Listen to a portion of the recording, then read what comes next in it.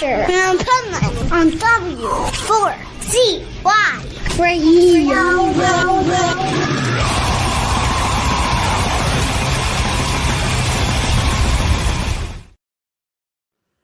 Oh my God, it's Positively Pipe Man segment of the Adventures of Pipe Man here on W4CY Radio. So that's the good news. You look great. That's the good news. Thank you. And the only reason you look great is because of Michelle. Just saying. Okay. Absolutely. I've known you for many years. You've never looked this good. Just saying.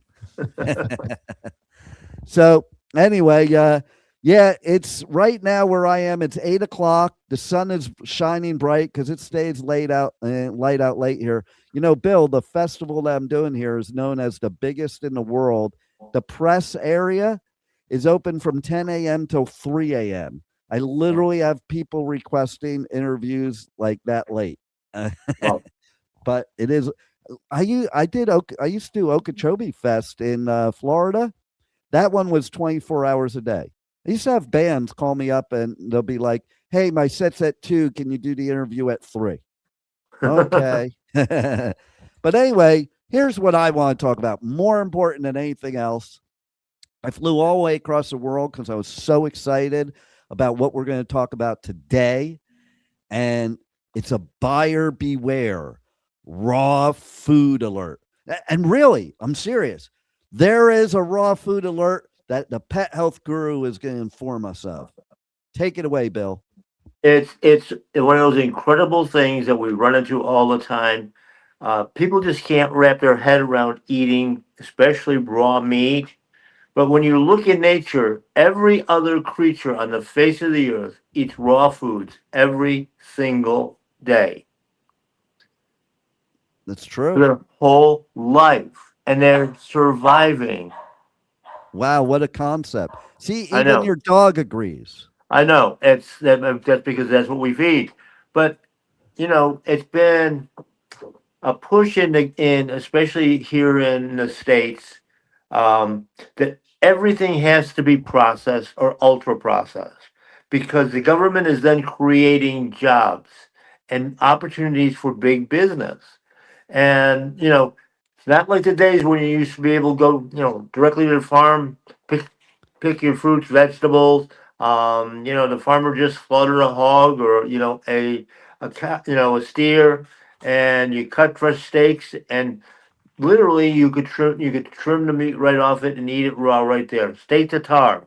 They do it with fish, with sushi and sashimi, but you know that's specialty in restaurants. I can't do that at home. You know, Right? it's of course now today with the quality of food that they're raising and the way this commercial food industry works. Most of that processed food I wouldn't want to eat raw. You know, I mean, even things like ground beef. I mean, they load that up with red food dye, and then they flush it with nitrogen gas to make it look nice and red. And it's on the shelf for 2 weeks, looking red. And then you take it home, you open it up, and it's all brown on the inside.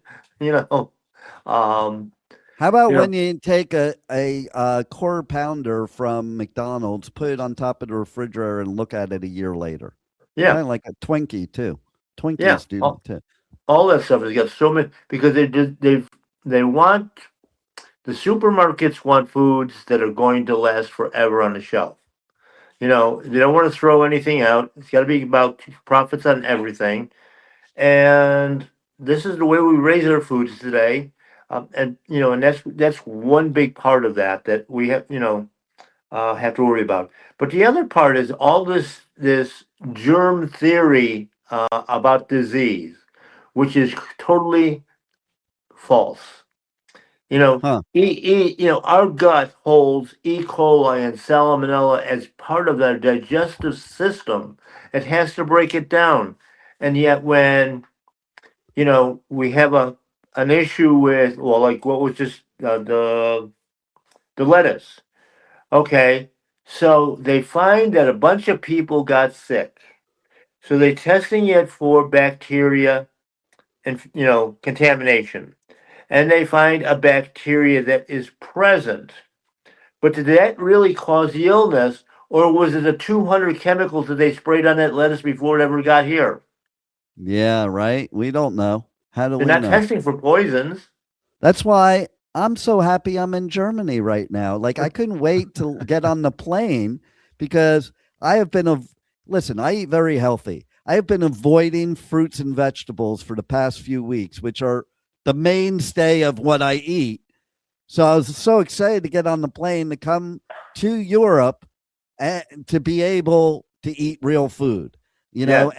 and it's interesting because you know, I did got I will give Publix well, the person that worked at Publix some props because I walked into the store last week and they had all their fruits on sale, the ones that are ones you shouldn't be eating.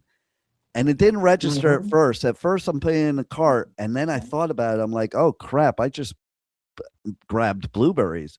Blueberries was on the list with lettuce." So I went up to the customer service counter, and I said, you know, should I buy these blueberries? And he literally did say, I wouldn't if I were you. So I got to give props to that person that works at Publix because probably he got in trouble by management for saying that to me if they knew, Right. and like, so let's not take it off the shelves. Let's just put it on sale and people will take it off the shelves for us. That's exactly right. So we've got, between the way the food is raised and packaged and processed, and then we've got, of course, the so-called bacteria thing, which is probably not what is causing the illnesses. It's probably the chemical toxins. And when we stop and think about feeding especially our dogs, raw food, everybody's worried about parasites and all of that sort of stuff. Well, and of course, like I say, the bacteria. So we can't feed raw food because it might contain some bacterial components, E. coli, salmonella. Well, salmonella primarily is spread by feces. Mm, So, and unless your counters are covered in feces, you shouldn't have an issue. The same thing with the plants where they're making it. But on the other side of it, you know, it's really, really cute when your dog licks its butt and then comes up and gives you a kiss on the lips and you think it's perfectly fine. right? I think about that often, and I gotta say too, like going back to what you said about the farm stands. When I lived in Jersey, that's what I used to do is stop at the farm stand on the way home from work, so my wife could make dinner for the family. Okay, I Yeah. won't do that now necessarily because here's the problem. Okay, as you know, I owned a commodity brokerage firm. I traded all the commodities, including the grains. And there is, from what I know, there's no such thing as real soybeans, corn, or wheat anymore in the United States. It's all GMO. Yes. Yeah. I mean, you might find a few small farms that are still doing, heritage type seeds and that sort of thing if they can get away with it. But I mean, it's tough on them. They just they you know even if you're doing it right and your next door neighbor, the farm right next to you, you get a nice classic regenerative farm, maybe 150 acres, trying to raise fruits, vegetables, livestock in a humane way. And right next door is a 2,000-acre farm, uh, planting all this GMO corn, soy, everything else, spraying it with multiple doses of different insecticides, herbicides, and of course synthetic fertilizers. And then, okay, it's harvest time. Now we spray it with glyphosate, Roundup, so that it's all dried out at the same time. And then it's also mechanically conditioned on these huge $1 million combines where they're trying to dry it and everything else. We have there's nothing natural about that anymore. No. And I'm going to, I think I've told you before, but I'm not sure. But years ago, when when I went to Europe, I was talking to Dr. Javari, and because she had me on a program, Right.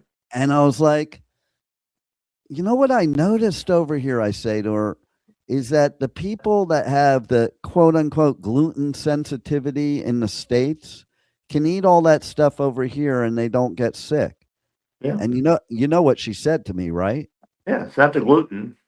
It's because there's no GMO over here, Yeah. you know? And that's the problem. Because listen, you know, all these diseases and conditions are so trendy now, and the younger generation like eats it up. Like they love owning their sicknesses or whatever it is.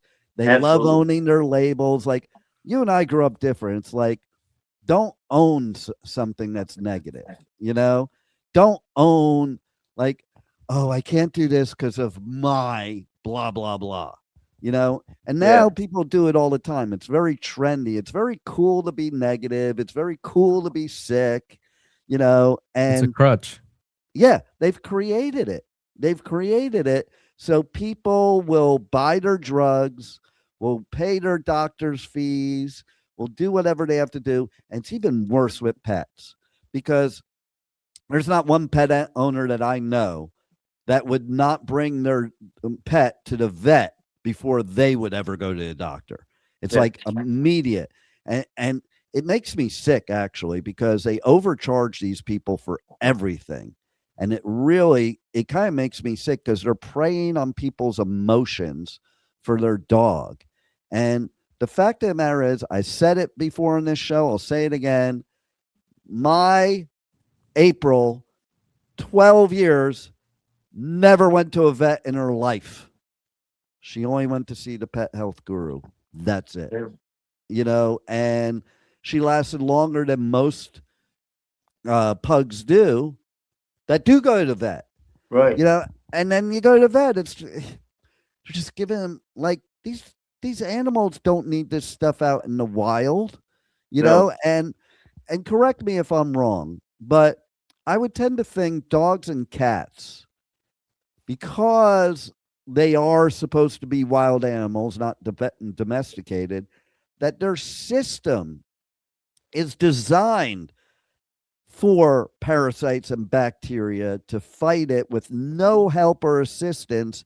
And then on top of it, now that we've domesticated them, we have basically killed their own natural abilities to fight things because we treat them like they're babies, like with kid gloves. It's interesting. I had a conversation about the same type of topics, how we've over humanized them and we put different values on us. And um, it happened to be with new environment, everything else.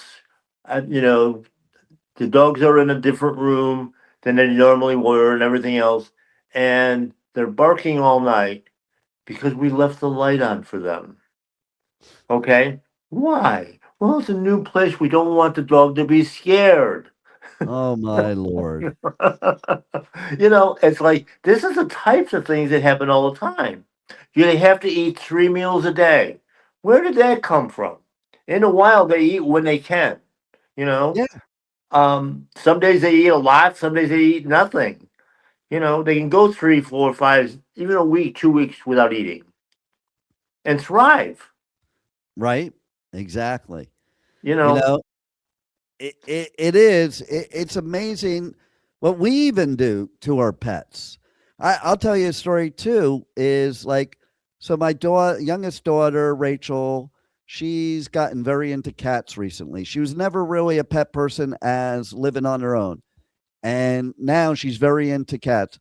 And how it started is, you know, one of her cats was an outside cat that always used to yeah, come around her house and stuff. Now the cat's 100% inside cat, and she won't even let the cat out. And like every time she opens the door, the cat's trying to dart out. And I do say to her, I'm like, well, maybe that should tell you something. yeah, The cat survived while it was out there. Maybe it likes it better inside now because you've made a cushy home. but sometimes they just want to go out. Maybe they want to go out and explore. Maybe they want to go out and hunt. It's Yeah, their natural, innate instinct, you know? absolutely, Yeah. absolutely. It's kind of You like know, when you have bird pets as birds. yeah, As soon as you bring them outside, they're gone. yeah. No, No well, matter how so much they love you, if you take them outside, they will leave you and never see you again. most Yep. of them will, yeah. I mean, some of the big parrots, can be pretty much conditioned. But again, a lot of that, like with dogs, when I was early in my career, when I was helping with dog training and training trainers, stuff like that, the number two challenge that we would have would be what we call door shutting. You open a door and they're gone. They're out the door. And you're searching the neighborhood, searching the neighborhood. 4 hours later, your dog actually came back home on his own. However, probably wearing either a Burger King or a McDonald's bag on his head, vomiting and diarrhea all over. Now, what was the cause of that? They're starving eating the commercial foods. There's not enough nutrients. So they are looking for what their body needs, even if it's in garbage. Yeah. They can sense the nutrients that their body needs. Actually, we can too if we allow ourselves to. But so, and then it's like a terrible problem. And you talk about feeding, okay, feed a species appropriate diet on a dog, on a cat. They're carnivores.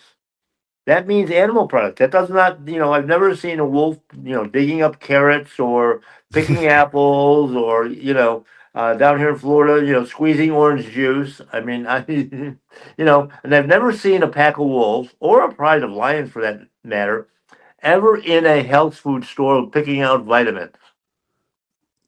That's true. That's true. And so what I want to ask you too is, okay, so out in the wild they do eat raw meat. Like they don't know how to make a fire. They don't No, have a stove. They don't have a microwave.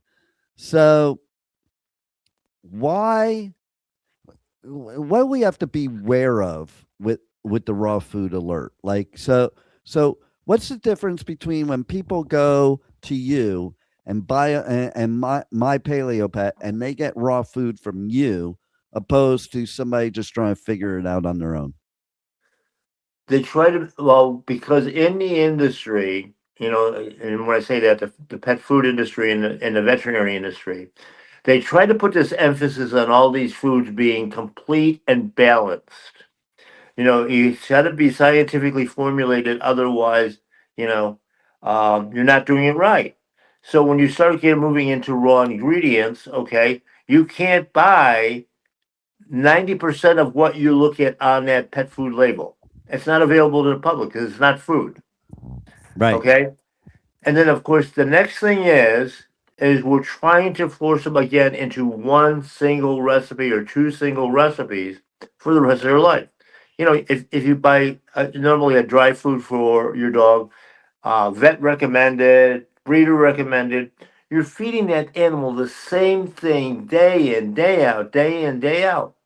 Well, because the body's dynamic, it needs different stuff. You can't have complete and balanced. What are you balancing for? An active animal, a very ill animal, ill health animal, health challenge, a puppy, adult, old man, young man, dead, alive. It's like it's dynamic. I mean, our bodies in the last hour went through all kinds of biochemical changes just trying to get technology to work. Yeah. And I'm here's what I'm going to say about that. The night before I left to come to Germany, I went out to eat. It took me about an hour to figure out where I actually wanted to go, and I drove past all the places I normally go more than once. And the moral of that story is I couldn't figure out where I wanted to go eat because I was so sick and tired of eating the same crap all the time. And I'm not even eating it 3 times Yeah, a day, every day. yeah, It's just like, how it is. When you live somewhere, you work somewhere, at first you go to these places and it's like, oh, it's great. It's this and that. And then you just get so tired of it, you yeah. know? They're like perfect example. Bole. When that first came out, I used to eat it all the time.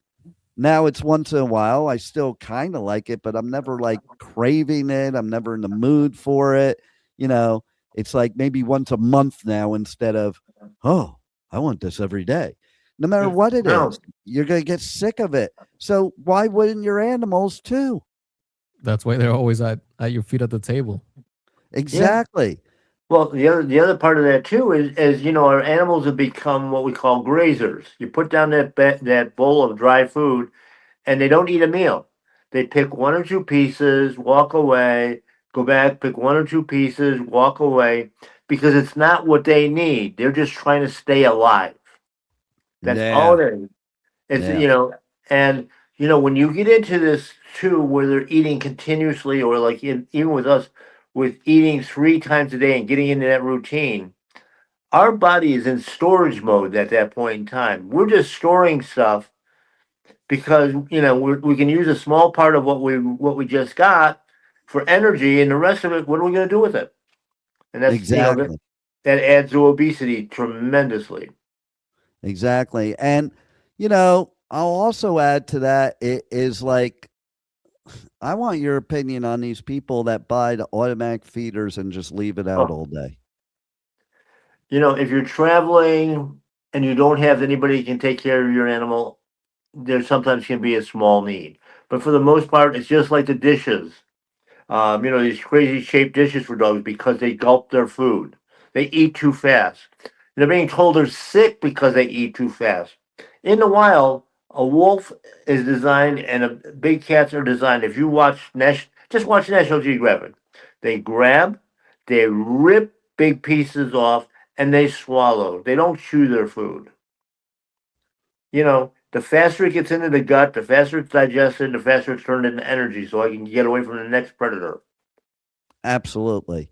And, interesting about that too is the fact that, you know, they don't sit there and, you know, first of all, they don't eat dry food out in the wild. No, there is Okay. no kibble tree.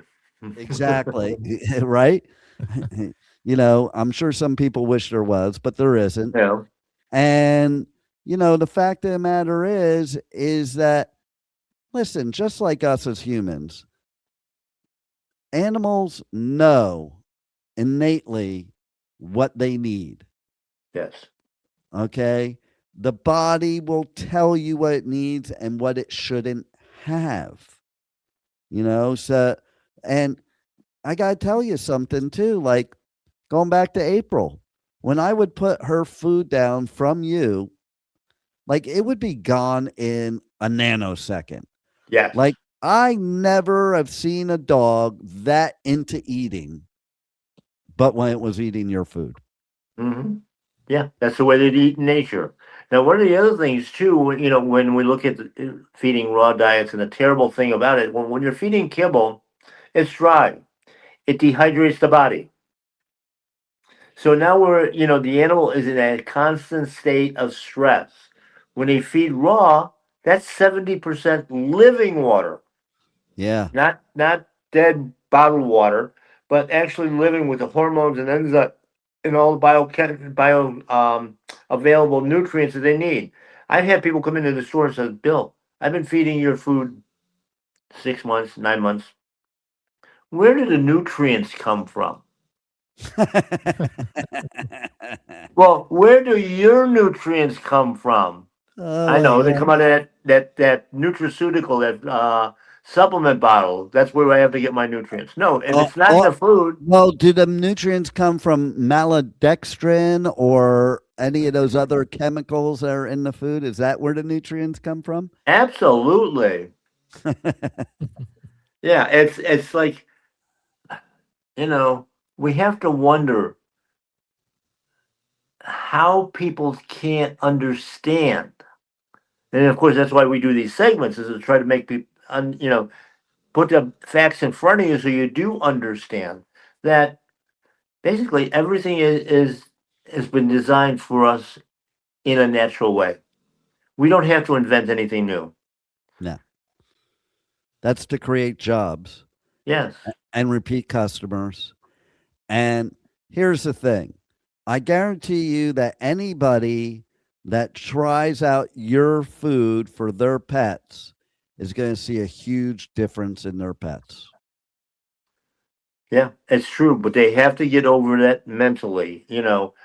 They think that whenever you change a diet, you're going to get cleansing, and Yeah. vomiting and diarrhea is nothing more than housekeeping. But the medical community has said that's sickness. You got to come see us right away for drugs, and so they're not willing to put up with that week of having to clean up an extra couple poops or vomits, so that their animal is on a healthy path. You have to It's get about, over the hump. yeah, it's about their convenience. Oh, I don't want to walk my dog. I'm afraid he's going to get diarrhea. I'm afraid he's going to vomit. You know, what do I do then? And then of course the medical community just feeds into it. Oh my God, your dog might have cancer. Oh my The bad God. stuff has to come out somehow, right? Even the cancer's got to come out of the body if you want to live. Now, No, for the that people, no and doubt. I've seen people do this, that where they say like, "Oh, kibble is dry, it's not good for your dog," and they put it into water, kind of like the worst cereal ever. What do you gotta say about that? Well, that's exactly what it is. The whole thing with modern dog food um, was um, invented in 1955. It's called extrusion, the process of making it in those shapes and colors and all that. And the companies that co-invented that process was Quaker Oats and Ralston Purina, cereal companies, wheat Mm, checks, rice checks, and corn checks, and of mm. course Kettle Ration on the pet food side, and you know Purina Pet Chow, obviously. Those Oh, were you got cereal you got companies. puppy chow, adult chow, and so I have a question. In the wild, do puppies and adults eat differently? Absolutely. You know, the puppy food is this very, very special mixture that mom makes. It's called milk. What a concept. And then when that's not enough nutrition for us, we hunt and kill and eat raw.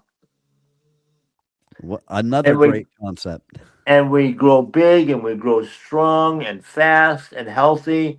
And in the wild, it's not, and even in our population, if we do this, it's not unusual for canines to live 20 to 30 years. And they used to, Yeah, they used to. but they don't really anymore No. unless they go to the pet health guru. So, how do we let people know how to come to your store, how to order online, how to check out your podcast, check out your live streaming show, all that good stuff? Well, first off, all this information that we give today is on our podcast on in the 18th season. I mean, this stuff I can't. I just keep talking about the same stuff all the time, and that's the Pet Health Cafe, pethealthcafe.com, and Pet Health Cafe, of course, on these stations as well. Um, we also are uh, sponsored by, of course, BioComplete Natural Diets and by My Paleo Pet. My Paleo Pet is our retail store where all this stuff is available. MyPaleoPet.com is the website where you can go in and order and see all the various things that we do. We also have a farm to table for people because people health is just as important to us. If you're not a healthy pet parent, you can't take care of your animal. And if you understand what we do with the pets and start it with you, you will see miraculous changes in your own life. And BioComplete is actually the manufacturer of these great products. Many of which have been formulated by me using, you know, uh, science with nature, which is something that most companies don't do. They don't include what's natural in that. They'll take something and label it as natural because they found a single component in a diet that they can add to it to make that claim, but it's not natural. We've talked about it on these podcasts as well. Species appropriate diet. What should you be eating in nature? We can't decide whether we're vegan or carnivore or lion in the human population. How can we decide what our dogs and cats are going to eat? Exactly. Well, as always, you're a wealth of information. And not only that, but you have some of the best food around. I remember that first time I walked in your store, I felt like I was in an Italian deli in New York, or, you know, and so everybody make sure to check out Pet Health Cafe, My Paleo Pet. The pet health guru knows what he's talking about, and he can help your pet because he is the place where your pet has a voice. Thanks a lot, Pet Health Guru. And Hey, thank thank you, you for having everybody me on. else. And Yep. thank you, everybody else, for being here on the Adventures of Pipe Man on Positively Pipe Man. Roll it, Juan.